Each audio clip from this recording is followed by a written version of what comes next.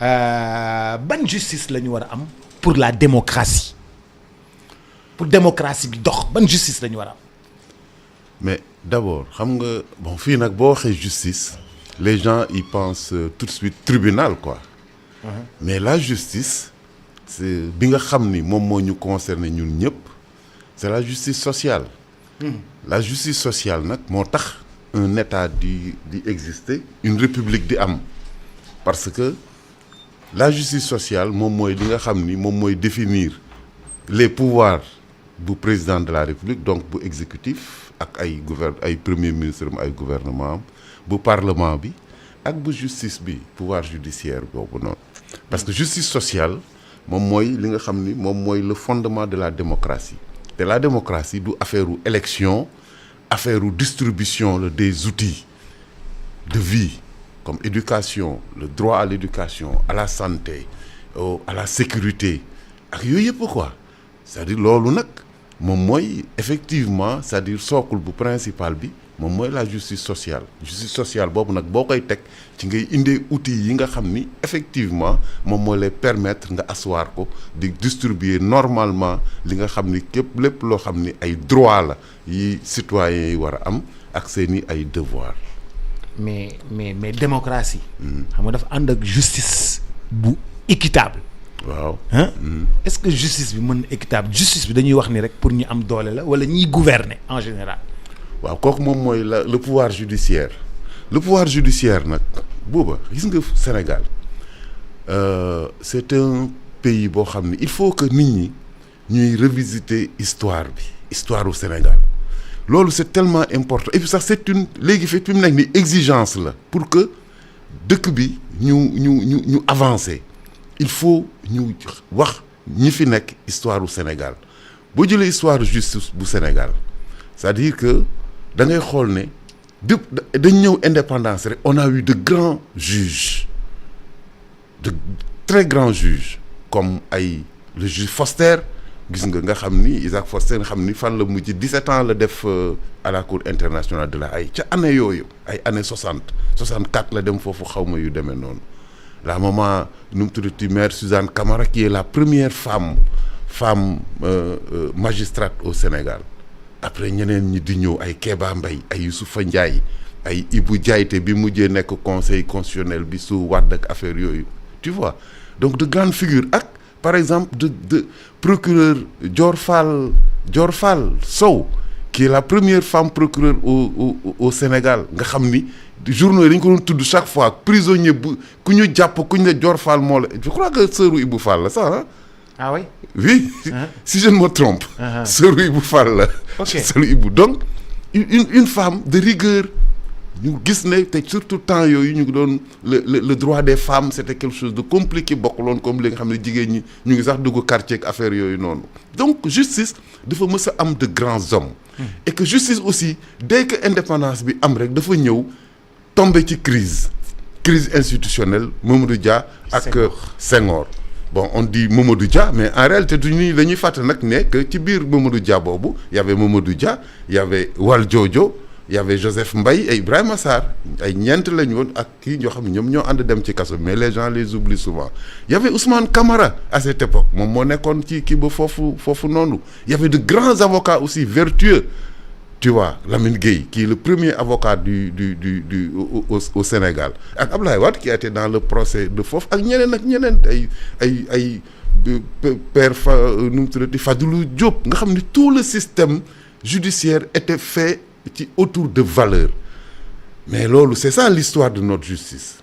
gars yi dem fii ba ay juge nekk dem fu nekk ay Youssoufa Ndiaye xam nga yaa ngi koy farlu président fédération dem ay CIO ay lu nekk donc ay Kama kii te ay dem ay Rwanda yooyu c'est de tu vois c'est ça héritage bi nga xam ne moom la justice bi am au Sénégal bon bien évidemment nag donc la justice a toujours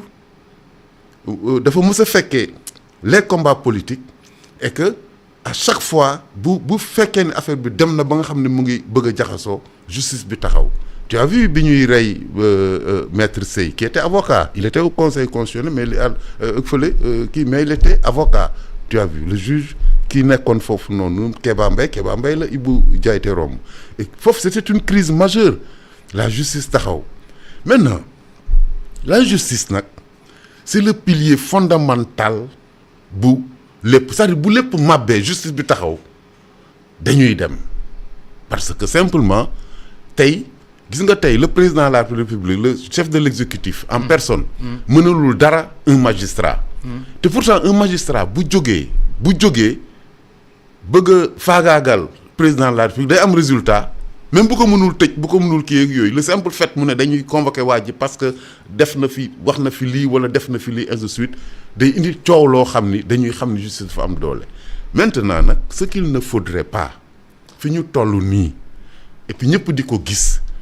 moom mooy que la justice ñu koy dugal ci ay wax yu ñàkk fayda ay waxu mbedd parce que politiciens yi ay waxu mbedd la ñuy wax dañu am ñoom seen champ d'action di fa defante lu ne.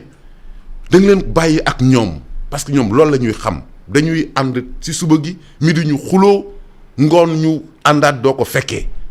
c'est ça leurs habitudes te monde boo gis dafa am ses propres lois chez les politiciens mënuñ fi woote de la morale parce que ñoom li ñuy teguñu ko ci benn morale donc justice amul di dugg foofu un procureur di woo benn waay fële ci lu ñuy wax fii et de suite wala ay mise en accusation yoo xam ni teguloo ko fenn il faut que la justice fexe ba le peuple am confiance ci moom parce que c'est le seul pouvoir bi téye pilier central bi téye la République. fondement bi quoi. mooy fondement bi bu yëpp daanoo justice taxaw duñ dem mais bu justice daanoo rek dara dootu fi des rien du tout donc il faudrait que le peuple protège la justice. Et que les magistrats aussi protègent seen ay fonctions xam ni qu'ils ne sont pas n'importe qui qu'ils sont dépositaires d'un pouvoir boo xam ni yàlla rek moo ko am juger bu dee doomu aadama dem nga ba ñu jox la ci fellit di pouvoir boo xam ni da ngay mën a juger nit ki sànk ko da nga fa war a am loo xam ni xam nga da nga koy xam li ngay njëkk a xam moom mooy que ni kat man j'ai un pouvoir boo xam ni immense boo xam ni dama ko war a protéger et puis buuba boo xoolee sax fii ni pouvoir judiciaire bi demee yeneen pouvoir yëpp c'est des élus. waaw le président de la République est élu. les gens du Parlement les députés ils sont élus. Fii les juges ne sont pas élus. donc leur réforme d'indépendance la ils ne sont pas élus. peut-être que s'ils étaient élus sax moom moo doon gën comme ailleurs ça se fait que yooyu noonu. mais en tout cas li lay wan ni que juges yi ñoom seen indépendance bi nit ñi di wax naan juges yi sont indépendants du truc les juges sont indépendants de fait parce que ñële ñëpp c'est des élus ñoom c'est pas des élus c'est des fonctionnaires au service de l'État ba pare au service d'une cause d'un pouvoir boo xam ne ñoom seen pouvoir la muy la justice donc il ne faudrait pas que politiciens yi ñàkk fay daal justice bi ñuy def que juge yi nangu ko magistrats yi nangu ko que les magistrats refusent di dugg ci seen débat yooyu parce que ñoom c'est leur monde di saaganteeg di kii parce que ce monde là ñoom ñoo ko war a def ba nga xam ni dañ war a respectante si les politiciens ne se respectent pas entre eux du keneen la ñuy woo pour mu ñëw ñu leen di respecter ndoo parce que justement ñoom ñoo am problème ñoom bu ñu am problème na juge taxaw fee bu ñu leen yónnee ay nit ak buñ ci dugg parce que c'est pas leur rôle la justice doit être à équidistance de tout pour conserver c'est son pouvoir intact parce que c'est un vrai pouvoir mais ñun du loolu lañ gis de li ñu gis mooy politiciens yi ñooy manipuler très souvent justice bi da ngay gis nit mu ne diw dinañ ko tëj ñu tëj ko diw dinañ ko jàpp ñu jàpp ko moom la loolu nag gis nga loolu la UMS war a jóg loolu la union des magistrats war a jóg au lieu bu nit ñi attaqué magistrats yi ñu jóg di défendre ay genre corporatisme yooyu ñoom ñoo war a bañ affaire boobu c'est-à-dire et mën a ñëw ba nga xam ni le procureur de la République du engager la justice la réputation de la justice parce que problème de réputation la un pouvoir ak nu mën demee am na réputation boo xam ni boo ko amee ba le peuple dem ba loolu seetlu ko xoolal booy boobu noonu comment il s'appelle kii Nguer man c'est le symbole bi nga xam ni moom moo ma gën a frappé ci kii bi parce que ce jeune là boo xoolee boo defee boo tracé sa vie. di nga gis ne. par exemple c'est le sénégalais. Tu vois type quoi. waaw c'est le sénégalais type. Boy Abdou Nguer. voilà Abdou Nguer xam nga c'est le sénégalais type. boo xam ni c'est sûr que et certain. que boo ko waxoon dans sa vie. ne ko ndax xam nga benn magistrat sax mu ne la dama leen a ragal. mais tey gis nga ni muy doxale parce que effectivement la justice moom moo ko def loo xam ni moom d'accordul parce que gis na ni lii waruñ ma ko def léegi nag mu taxaw ne kon man ñii waratuma leen sax waxuma ragal de mais waratuma leen sax respecter. moom c'est l'exemple type de quelqu'un boo xam ni je parle pas des autres hein. Je parle de Abdou Nguer un exemple type. boo xam ni. Justice. ni mu fa nërmeeloo sax. dafa normal parce que effet bi mu. produire dafa nërmeelu ci Abdou Nguer. waaw parce que du ci Abdou Nguer rek bul jël Abdou Nguer rek da ngay jël tout ce qu'il représente. c'est-à-dire un quelqu'un qui est là un Sénégalais lambda qui est là yore benn discours am ak yooyu à partir d'un truc ak yooyu di wax ci waxu ay politique ak yooyu kooku en quoi ça intéresse la justice. Rien du tout. Tu as vu. nga jël ko. def ci kaso bi. il se pose des questions. mu génn. di affronter léegi maintenant la justice parce que léegi bëggatu ko respecter est-ce qu'il a tort il a pas tort. mais da ngay xool ni. ci biir loolu tu as fabriqué énormément de Abdou Nguer yoo xam ni peut-être tëjaguñ leen wala waxuñ leen mais. loolu dugg na seen bopp faute procureur la quoi. waaw mais il ne faudrait pas que nag le procureur. engager réputation la justice ak son pouvoir. loolu nag la UMS war a lijjanti c'est-à-dire que il faudrait que ñu réformer la justice de telle manière que le magistrat aussi qu'il ne soit pas quelqu'un boo xam ne il paye pas de ses fautes que ce soit des fautes administratives ou des fautes professionnelles parce que jàpp nit ki di tëj te deful dara mais kooku waroo ko mën a def ba pare tëddi ba pare continuer di yor sa liggéey non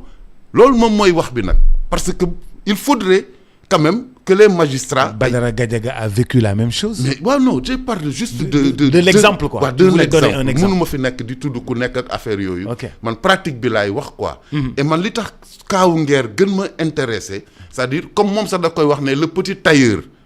mais je suis voilà mais donc il représente un peuple un certain peuple et c'est le peuple un peu il va m'excuser du terme je veux dire lambda koo xam dañ ne jàngul kii yul ainsi de suite amul alal ay tout ça quoi mais qui est là qui am benn discours am di percer moom dans un champ boo xam ni foofu loolu moom moo fay loolu lañ fay waxante ak di ko fa defante lu ci yoonu procureur nekku ci parce que c'est des faits divers politiciens tu vois ça n'a rien à voir avec la République ak ainsi de suite c'est-à-dire la justice doit être très au-dessus de ce débat boobu noonu bu muy dugg waru si dugg maintenant quel est le problème que le procureur ñëw di engager la réputation de la justice waru ko def te loolu magistrat yi waruñ ko nangu il doit poser des jalons et où la loi doit poser des jalons parce que heure boo tëjee bu dee dans un pays normal où le droit am na fa justice am na fa procureur jàpp benn yoon tëj ñu génne mu jàppaat beneen yoon tëj ñu génne moom lu ñu ko fay doyee ce sont des fautes professionnelles nga jàpp nit légèreté dossier bi tax ñu bàyyi ko nga jàppaat keneen ñu bàyyi nga jàppaat keneen ñu bàyyi mais war nañ laa woo yow. procureur bi ci boppam. ah mais bien sûr xam ni que kii. maître des poursuites bi ci boppam war nañ ko woo. mais parce que xam ni ko kon. li muy mais pourtant maître des poursuites bi dafa jàng ba ne ar du cuune. non waxuma ndax jàng na wala jamono loolu yëpp lijjantiwu ma ko à partir du moment où magistrat la ñuy wax. quand quelqu'un dans son travail. buuba. boo ñëwoon fii ngay liggéeyee fii nii. en tant que journaliste toog fii. tey nga saaga. ñu ne mais buuba lu mu ñu ne noo xen dafa percuté xaw ma lan nañ ko baal. suba nga ñëwaat ñett nga saaga woon tey nga saaga ñëpp gannaaw suba nga ñaaga fay loolu du am conséquence. ok il faut mu am conséquence. la naan dootoo demati antenne. boo yow demal toog fële. dem nga toog fële demal à la réception. ah mais justement il faut que justement que les magistrats du ñu am sentiment d'impunité boo xam di tëj te yow de dara du la ci fekk mën nga def erreur ci tëj wala kii wala dara xoolal par exemple comment ça se fait les enquêtes par exemple ñuy ñëw dans une bonne justice. boo ñëwee taxaw nga dem enquêteurs yi entendre le machin et tout ñu enquête ci yow ba defar seen procès verbal yow nga contesté ko depuis le début normalement boo taxawee devant un procès l'enquêteur là dafa war a taxaw dafa war a taxaw. enquêteur bi ci boppam. mais dafa war a taxaw parce que simplement yow tu as contesté li mu wax dès le début dafa war a taxaw en tant que témoin et de témoin boobu bu ñu gisee ne kii liggéeyam def ko ni mu ko war a defee dafa faral Badou Ndao pour le compte de Bouba wala dara de témoin nag maintenant il devient quelqu'un boo xam ne accusé lay doon parce que nit ki mënoo liggéey di def lu la neex te amul benn sanction mënul nekk. ñun enquêteurs yi sax dañ leen war a sanctionner. mais bu fekkee ne defoo sa Bouba enquêteur bi yow tey dès le début nga ñëw police waa ñu ne la yaa jël nga ne jëluma moom mënul prouver nga jël nga même mu jël pay kii def lu ko neex yóbbu la depuis le début nga naan jëluma mais kooku dañ ko war a woo ne ko fan nga teg ne kii dafa jël voilà. ah ok voilà une bonne justice parce que la liberté c'est quelque chose de fondamental. waroo jël jàpp tëj ko noonu ci maani poro ci ay flap ay flap ak koo mënti doon nag que muy enquêteur bi muy magistrat bi parce que lii day fragiliser juge bi muy procureur bi. waaw ñoom magistrat ñoom ci doon toute la justice. parce que buñ loolu day fragiliser la justice. te personne n'a le droit di liggéey fenn di ko yàq parce que ñoom moomuñu justice bi ñoo ko moom parce que la justice est rendue au nom du peuple loolu la loi wax donc waruñu d'accord ci benn affaire di am ni di continuer di am te loolu pour loolu mu am il faudrait que ñu envisager ne procureur bi waratul mën a ñëw chaque fois yaakaaruma ni dans un autre pays du monde un procureur dina fa nekk koo jàpp ñu bàyyi ko faute de charge probante koo jàpp ñu bàyyi ko xanaa loolu même bu fekkoon ni sax yow alkaati nga tax taxaw ci tali bi oto boo jàpp ñu bàyyi ko wala douane nga war a dem xoolaat sa bopp voilà. te loolu day fragiliser ce pouvoir et c'est un pouvoir essentiel ce pouvoir la justice. Mansour Faye ñu ne daa sàcc ay milliards ñu jàpp ñu bàyyi ko Tahirou Sarr ñu ne daa sàcc ay milliards ñu jàpp ñu bàyyi ko parce que amuñu preuve ju doy keneen ñu ne kii sàcc na ñu bàyyi ko kii ñu ne 500 milliards kii di 6000 milliards Aliou Sall 6000 milliards ñu mujj ci zéro. mais ça veut dire tout simplement. waaw loolu nag le peuple bi nga xam ni. au nom duquel moom la ñu rendre la justice mu taxaw di xool kooku nan lay ban perception lay am ci justice bi jour boo xamee ni nag vraiment taxaw nañu ba justice bi war a taxaw doon rempart parce que la justice est un rempart la justice est garante de la paix sociale dëkk bu amul justice du am paix sociale du am dara du am développement du am dara bu kenn wóolootul justice moom mooy kenn du ñemee génn sa kër wala booy génn sa kër yore yat wala nga takk sa fetal wala nga ne kaay gunge ma c'est parce qu'il y a une justice dans ce pays-là ak ses auxiliaires police ak gendarmerie ak ñoom seen que yow nga mën a génn yor sa portable di wax ci mbedd mi gel ça va waaye sama waa ji def say jàng def say ay di takk jabar ak di non c'est parce qu'il y a la justice parce que la justice moom mooy pilier bi war a taxaw sans la justice il y a pas de développement. mais yow kon li xew nii day fragiliser justice quoi. xoolal di yow rek ak keneen xool ak keneen xoolul foo xam dañ fay dem di wut ñu ne yoon la ñu wax yoon nga dem fekkoo fa yoon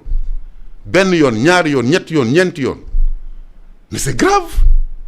il ne faudrait pas que nag qu'on laisse la justice entre les mains des juges parce que nous sommes le peuple ñoom dañ leen di fay dañ leen yóbbu ñu jàngi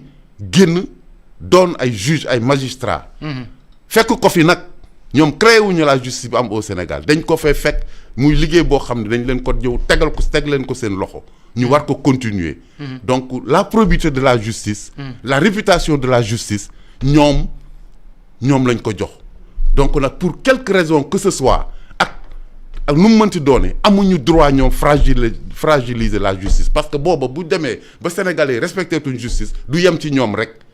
day law te li muy law du jur jàmm te lu dul jur jàmm nag dañ koy wax ak ku ko mënti ku fu mu mënti jóge fa wax ja mën a jóge ak liy yàq fu mu mënti jóge dañ leen koy wax parce que dëkk bi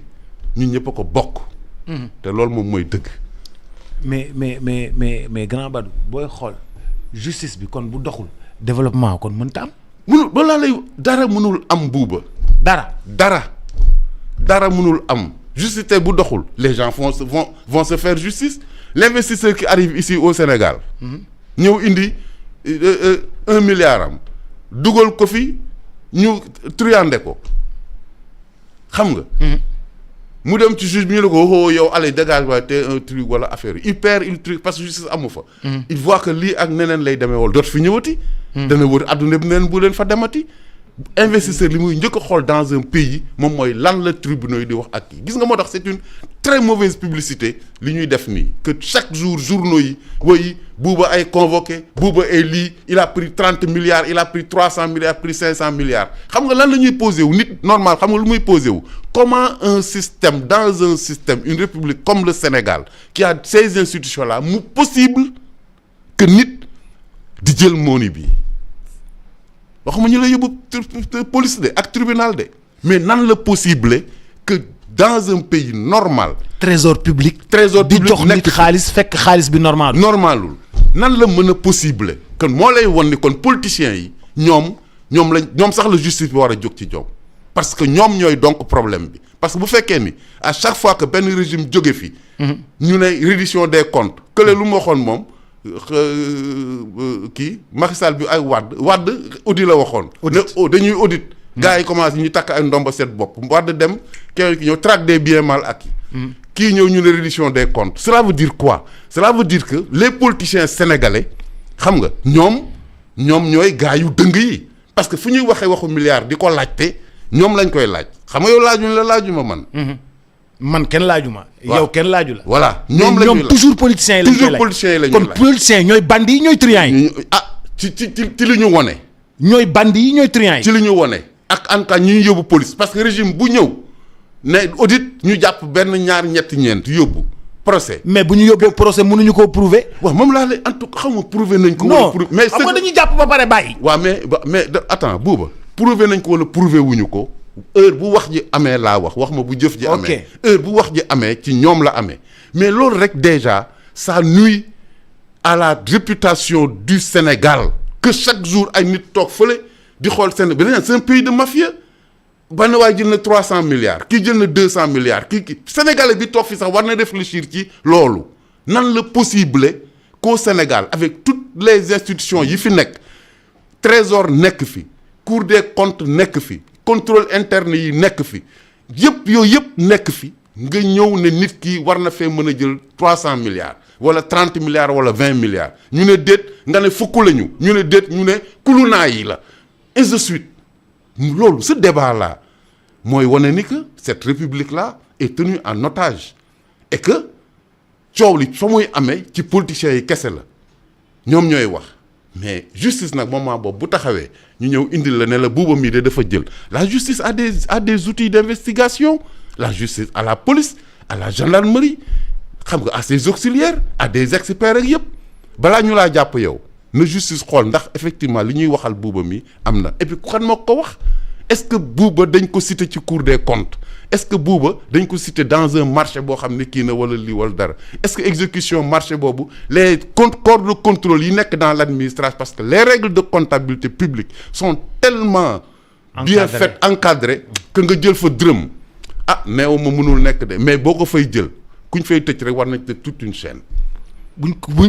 dégguma bu ñu fay tëj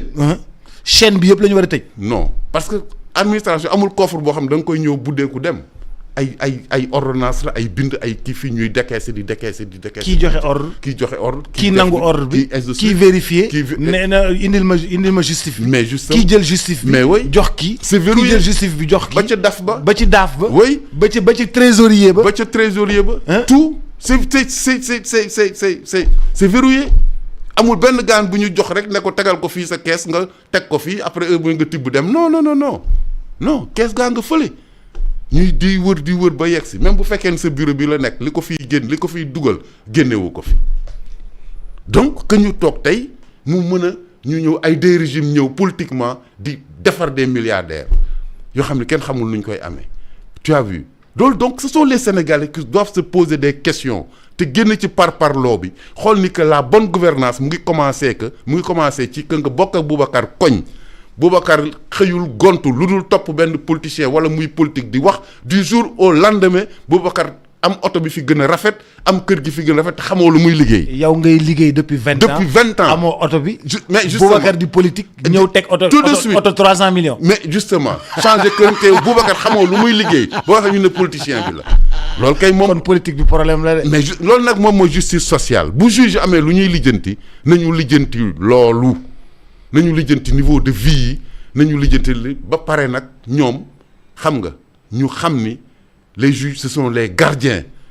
maanaam le président de la République n'est pas le gardien de la Constitution ce sont les juges. ah déet président de la République ils sont le gardien de la Constitution. non loolu am xam nga loolu xam nga Sénégal la fii El Hadj Mansour moo ko doon. wax tàggee Abdou Diouf. rek gaa yëpp jàpp ko. mais boo ko xoolee dans les faits maa ngi lay won maa ngi lay attirer sa attention ne le président de la République c'est un élu. oui les parlementaires c'est des élus. les juges c'est des fonctionnaires. cela veut dire quoi? Cela veut dire que les juges ñoo yor la loi. tu as vu ñoo yor l'orthodoxie de la loi que ce soit dans l'administration dans la rue partout. tu as vu donc ce sont eux les gardiens de la Constitution parce que ñoom ñoo yore Constitution bi ana Cour constitutionnelle palais la nekk wala assemblée ce sont les juges ñoo ko yore donc il faut que. keroog ba Macky Sall bëggee. def lu élection yi. Badio dafa bañ. juge dañ ko ne dañ koy acca organiser mu ne mot te le 2 na nga fi jóge. tegu ci wax parce que xam na ne mënul leen dara. il faudrait que nag yooyu yëpp juge yi jëlaat ko en compte xam ni que notre pays là le Sénégal xam nga. mérité wul yenn yi que ay politiciens ñëw di ñàkkal fayda une institution comme la justice juge yi ñoo ko war a bañ rien que du point de vue humain. jarul sax ngay nekk kii man mi nga xam ni sax simple citoyen la du ma nangu benn nit di jóge fële di ma ñàkkal fayda du ma ko nangu astement que yow nga yor fonction yoo xam ni ñoo ëpp doole téeméeri yoon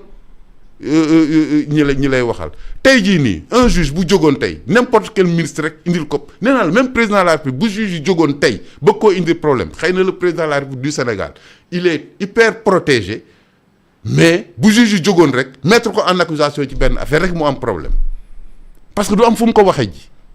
mais tey président de la République mënalul dara benn juge mënulu ko dara maintenant le procureur de la République ñu ne il dépend politiquement du ministre de la Justice ñoom ñoo ko wax c'est un poste politique mais son job n'est pas politique son travail n'est pas politique parce que son travail est régi par des textes et une déontologie moom mooy nit ku nekk liggéey bi ñu la jox na nga ko war a defee ba jox ko malaan su defee ko donc ñii xalaat ne procureur il a un poste politique donc il doit faire un job politique kooku bu ko procureur nangoo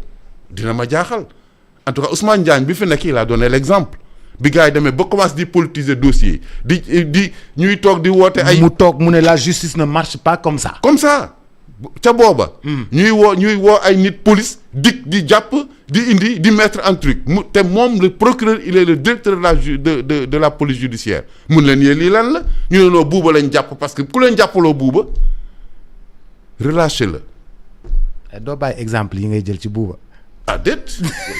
xam naa ni yow ñemewoo justice ma la yow yem jël exemple ci Alassane waaw mun na nekk non Alassane moom dafay kii kon day daw Fuuta jël exemple ci Amady Sy wala nga jël exemple ci Maxime non jàpp nañ buuba bàyyi wax ji non loolu dootuma ko waxee waaw loolu xam naa ñemewoo ko man mi sax ñemewoo ma ko bu ñu jëloon exemple ci man sax ma daw moo ngi noonu bu di sama ndoom ba set boobu c'est-à-dire buuba il faut que que quand même ñu dellusiwaat suñu xel xam ni que les pouvoirs kenn ku ci nekk da nga am wàll ba pare nag beneen côté bi ñooñu di wax ak affaire yooyu ñooñu c'est des politiciens même si c'était mais daal kon bu ma jàppee yow di nga ma wax yépp ci justice lu fi yàqu politiciens yee ko yàq man dool waxuma ko xoolal lan moo fi yàquwul te politiciens yàquñu ko da nga may wax rek ñoom ñoo taxaw di ko wax de ñoom ñoo ne lañ doon wax tas na famille yi tas na kër yi tas na koñ yi tas na réew mi tas na sëy yi ñoom ñoo ko wax xam man waxuma ko waaw vrai ou faux ñoom ñoo ko wax de bon loolu du yàq ku ci ne sosal naa la déet du ba sa kër tas sa njabar fase la du ñoom ñoo ko wax waaw bu ñuy wax ana sàcc ki sàcc ay milliards ana mu da nga dañ ma tudd man wala dañ tudd keneen wala dara ku ñuy tudd politicien bu ñu nee waa ji wax na ba kenn dëkk bi jaxasoo na wala lii wala dara gaa yi ngay rey fi ñaar nit wala juróomi nit wala 80 personnes wala kii ci waxu la du waxu politique. kon nag kon ci politique la ñu war a muslu wa mais justement déet dañuy xool rek ne lu fi yàqu ci dëkk bi ci politiciens yi la jóge lu fi yàqu ci politiciens yi la jógee donc ñun on a ban sax sama yoon nekkul ci ku topp ay politiciens kuy militaire yooyu man sama yoon nekkul ci man topp ànduma kenn man sama bopp laa àndal xam nga ñàkkuma fayda ba nit taxaw fee di ma wax man te yow xamoo sa dund man sa dund yow xamoo ndax tey ci ngoon ngay dee nga naan da ngay defar sama ëllëg man loolu séquma ko ak benn doomu aadama xam nga. mais Badou si. non politicien bi day defar sa dund. munu ko dafa bëgg aménager pour que nga sa dund gën a ñoŋ. ma ne kooku boo ko gëmee man ko loolu c'est man bi ma dundee ba ma juddoo ba tey jii te xam naa de grands politiciens am nekk seen proximité xam nga ñoo xam naa leen depuis man loolu laa gëmul dama gëmul man doomu aadama nekk man nga doon doomu aadama comme man ma juddu am rôle comme disait mon oncle Serigne Ndiaye yàlla moo sàkk ñëpp yemale woon mais ñëpp a yem ci moom man may wut benn waay bu may topp. du ma ko def. donc surtout koo xam ni sax sur le plan moral gisuma lenn loo xam ni kii politicien ngay gis tey. tout de suite mu lay wax benn affaire suba mu nekk ca loolu di ko weddi tey ba ay nit di ci dee suba mu nekk ci même chose naan la woy gis nga gaañ bi romb ni gis nga otom bi yaa ngi gis nga këram gi gis nga jabaram ji gis nga. mu tey moom mu nekk ci këram gi. otom bi génn jabaram ji. ci fa lay jubal directement.